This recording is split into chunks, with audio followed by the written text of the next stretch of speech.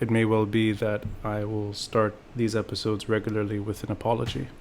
And today's apology is that despite my best efforts at dimming this room, there's just a structural disadvantage, if you will, at living at the top floor of a building when you're surrounded by a power distribution building and a church, which in Manhattan, I think, it guarantees you light, which is a big advantage when you're looking at a place to rent.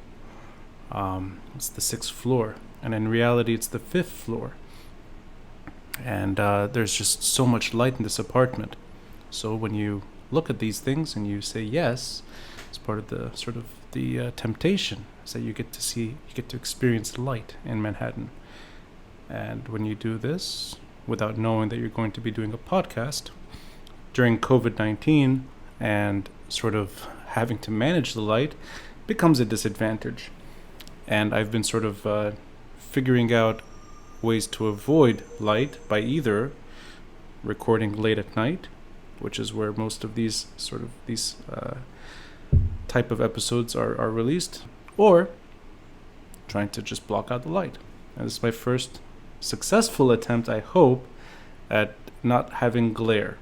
The Samir Asir tribute episode, I think I looked like a sort of a haunting horror image at some point, and I apologize for anyone that sort of watched me sort of glowing too bright or disappearing to the light in the background. Anyway, so that's my official apology today. The other thing that I should note from now is this is going to be perhaps a bit of a rant. I'll structure it in a way that makes sense. But so much happened in such a short period of time that's worth talking about. And at the same time, there's so much disappointment and frustration that, it's not like in my opinion, there's only one thing worth celebrating right now. And that's where I think I'll take this episode in that direction. And I'll emphasize this point because it is an important point. But the downside or the disadvantages of what we're seeing should be highlighted as well. I vividly remember, as do most people who grew up in Beirut, particularly in the 1990s, I remember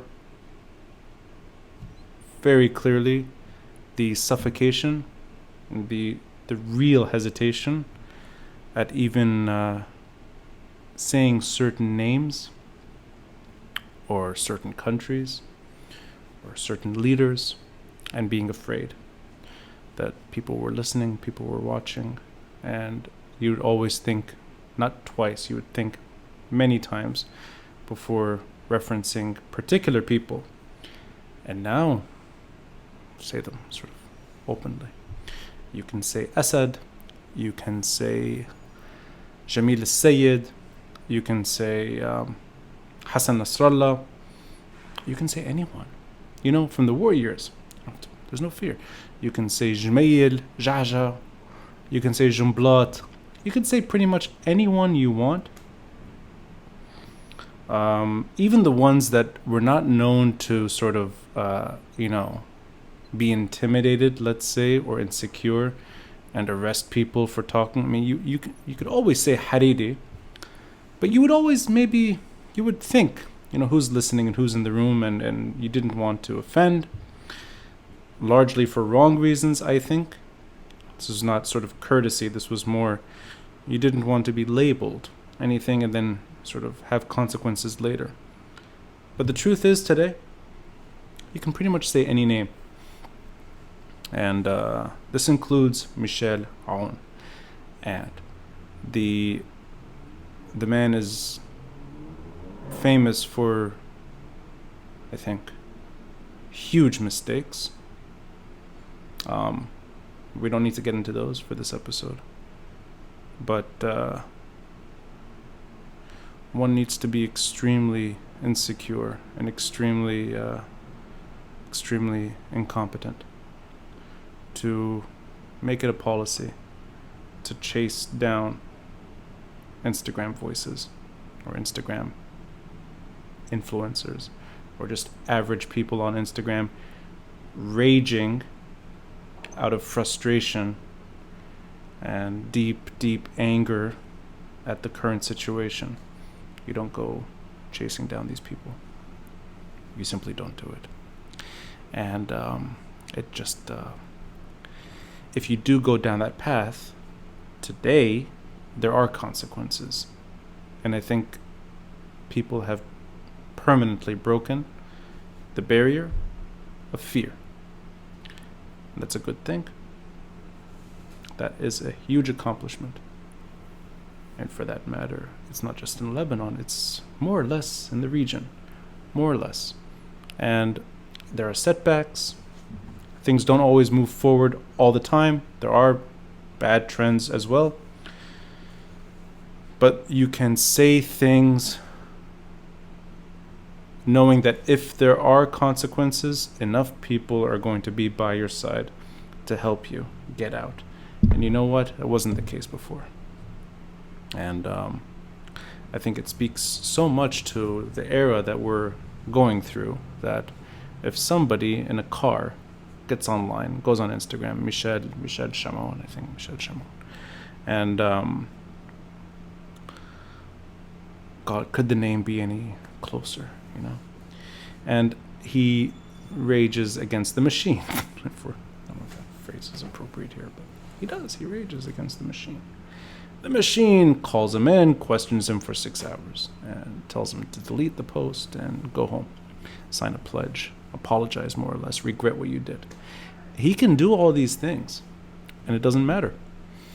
That's the beauty of what we're experiencing, that by the time they get to him on his phone, entering Instagram and deleting a post, tens of thousands, if not more, have seen it. And probably more if you Instagram. It could be more people saw it in those 6 hours than when he actually posted it. And it's gone. I mean, it's out in the open. People are sharing it. People are emphasizing the point that you can't stop this. And that's a very positive trend. I got to see that video through other people's feeds. I think most people saw those videos when it was shared by other people, and he's out. And he's not out because people are cautiously expressing concern that the President of the Republic is chasing down people who quote insult him. I don't know if that rant was actually an insult per se, but let's just say it was. You know what? Let's say it's the loosest definition of what an insult is. Say expressing disdain. It's powerful that people did not go on Instagram to share their sort of their extreme disdain with what's going on. They went to the station where he was being held. They expressed themselves on the street. They blocked the highway. They did everything you would want the public to do to say this is intolerable. And they did it. And they did it loud and clear. And that kind of pressure is born, I think, out of overcoming fear. Simply not afraid anymore. I don't like to see fighting. I don't like to see scuffles, for that matter. I don't even like to see tires burning or blocking a highway where it's very tense and people can get violent. At the same time, it is such a good thing to see people rushing to the support of a man taken in for questioning over an Instagram rant. So that's a very positive development. And it's not that long ago. I mean, it's maybe 16 years, 15 years. I remember as an AUB student, just, hearing conversations or going into shops on Bliss Street, and people would talk. about students, or for that matter, shopkeepers, who would display the Lebanese flag. This could be in Penrose, it could be in dorms. A student would sort of put the flag on the window, and people were talking that this was so risky. Then you'd have these oddballs, these sort of familiar, degenerate, mukhabarat style people that would go around asking, who's doing that? Maybe sort of pressure, get that flag off, take it down. I mean, to think of that today is sort of impossible. So, not too long ago, you would even be afraid to a point of putting the Lebanese flag out and saying we're against Syria being in Lebanon and against the Syrian regime's indirect occupation of Lebanon. And just by displaying your country's flag, it was threatening enough that people would hesitate. But by 2005, you just can't stop it.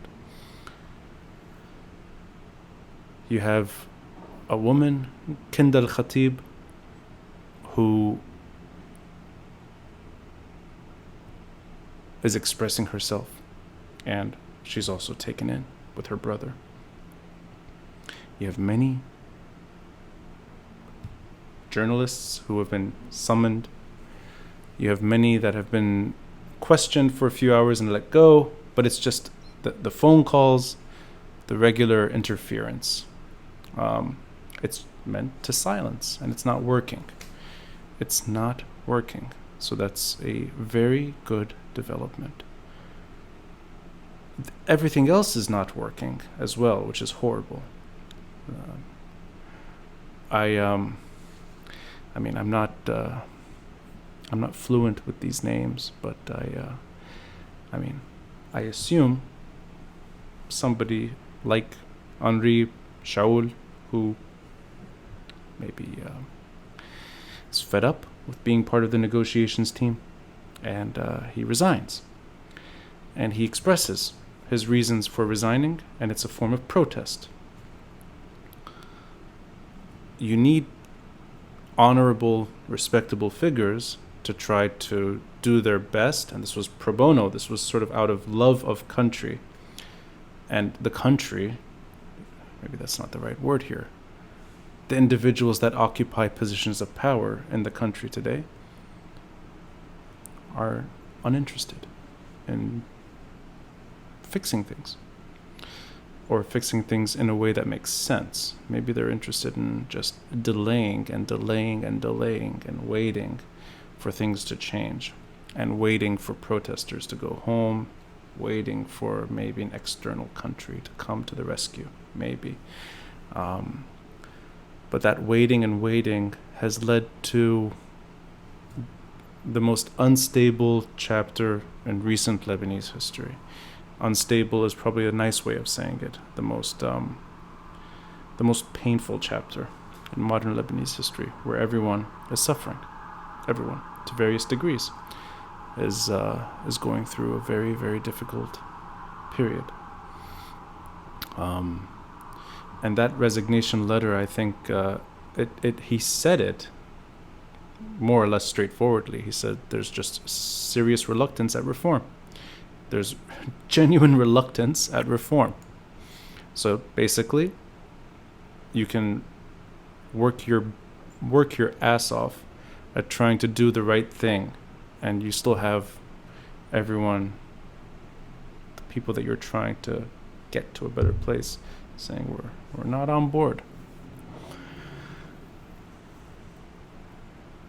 You have people running to sarraf, cash exchange booths, trying to make extra money out of desperation.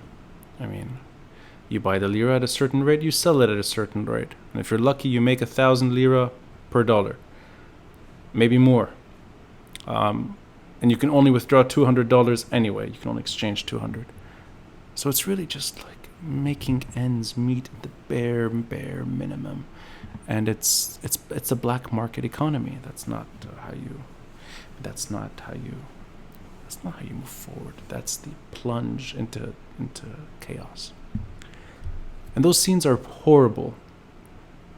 Hundreds, maybe thousands of people lining up, trying to have just enough dollar to make just enough lira to get by day to day. While it's very good that people are able to chant their heart out and vent their frustrations on the street or online, I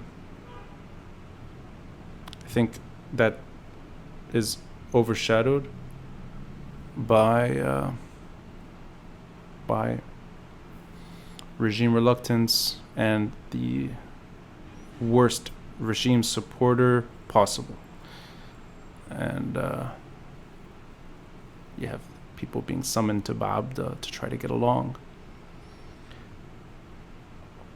Baabda has been a very unimpressive palace since the Civil War. And you have now the man who did all he could to return to Baabda while the country burns in his presence. In his later years, when he may not be fully aware of what's going on, is just summoning people back up to try to work it out. I mean, automatically you have these side meetings, you have sectarianism in its ugliest way. It's not the right Sunni representation, it's not the right any representation. It doesn't have the confessional support we need. Everything in it, everything is just so old, and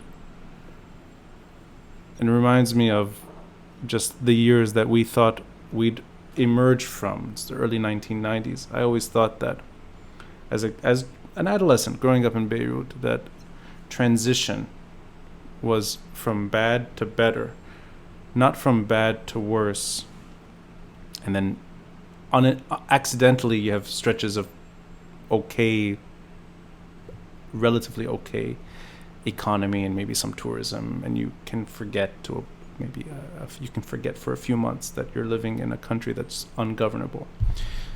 And then it comes and slaps you in the face, and here it is right now.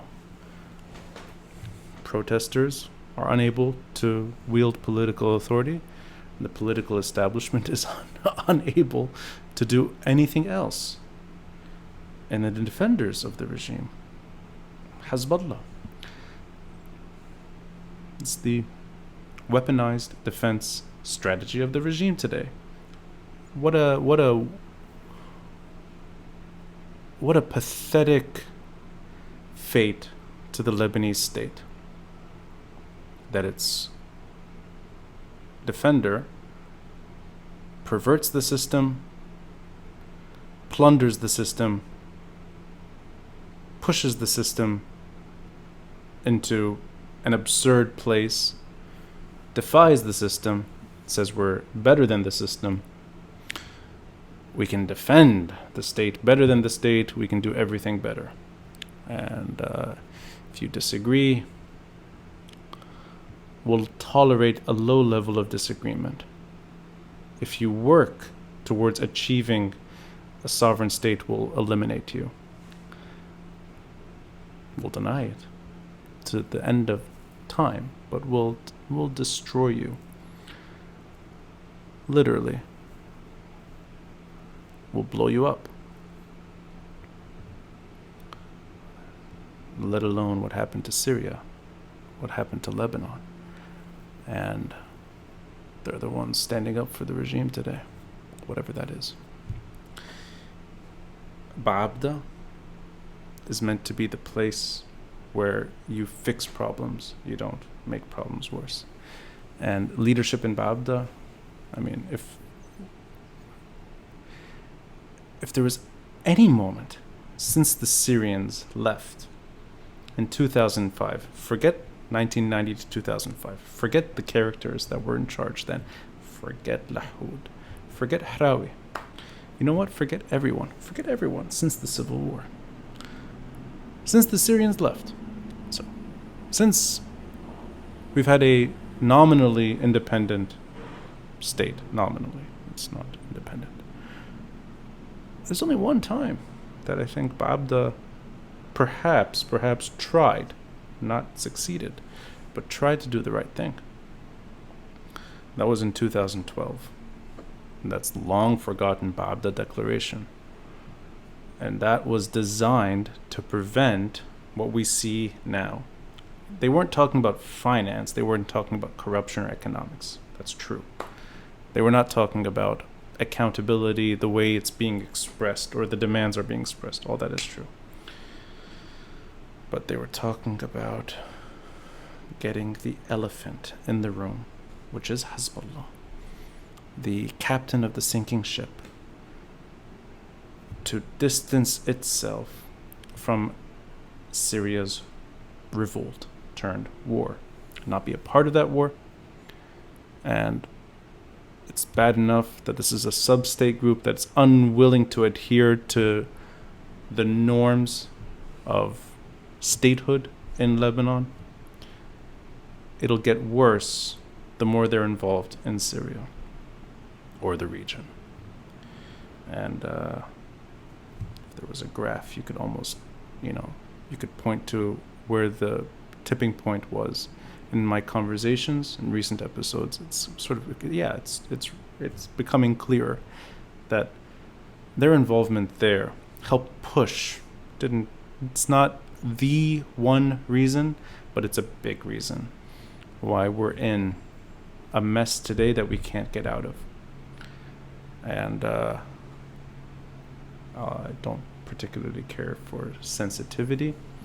I don't think the street should be told what's in their best interest, which ideas are more important to champion out of sensitivity or out of just sheer reluctance at talking about their weapons. But I think the Lebanese street that I know, the one that I've always identified with, the one that I believed in, and I still do, that street can discuss whatever the hell it wants. And if they want to talk about a sub-state group's weapons and economic crises and financial disasters and transparency and all of the above, they have the right to. They have every right to talk about other issues too. They have every right to talk about weapons. They have every right to talk about sub-state group dislodging the potential of Lebanon, killing the potential of Lebanon. And if we're meant to break out of our fear and,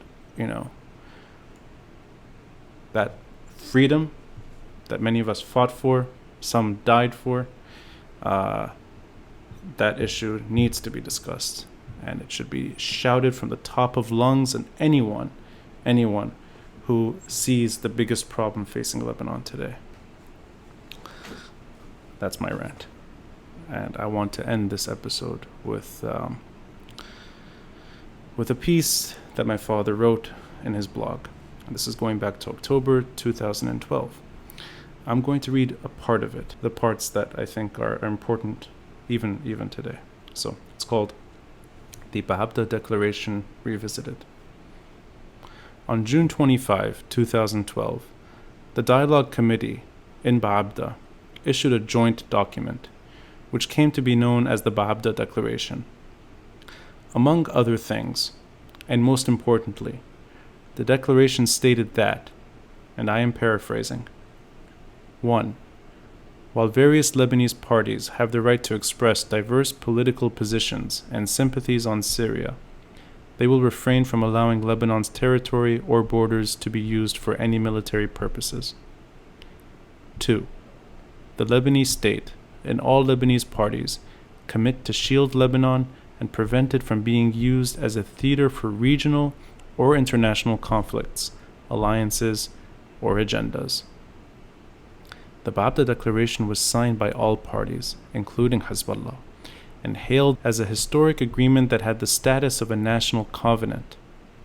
It was supposed to be a cornerstone of a national strategy to protect Lebanon, now and in the future, and it was logical for the declaration to be issued by the Dialogue Committee since the committee's mandate was to develop, quote, a national strategy to protect Lebanon and defend it, end quote. The president's national defense strategy stopped short of asking Hezbollah to agree to a concrete plan to end its autonomous, militarized, and unconstitutional status and accept the state's monopoly over arms. Clearly, anything less than that would be inconsistent with the Constitution and with state sovereignty. Perhaps the president felt that a more limited goal would be more realistic. But the president's proposal did imply that Hezbollah should sever its strategic military alliance with Iran and remove itself, and therefore Lebanon, from Iran's defense strategy. Unfortunately, but predictably, Hezbollah's actions and positions, as well as statements by high Iranian officials, have poured cold water on the president's defense strategy proposals, as well as on the Baabda principles. Evidence?